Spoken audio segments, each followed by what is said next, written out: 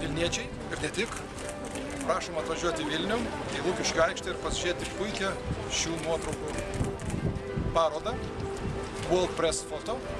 Tai yra tikrai reta galimybė pamatyti puikiausias fotografijas, kuris padarė geriausi pasaulio fotografai. Ir aišku, tik tai viena. Ačiū Dievui, kad šitas nuotraukas fotografuotas Lietuvoje.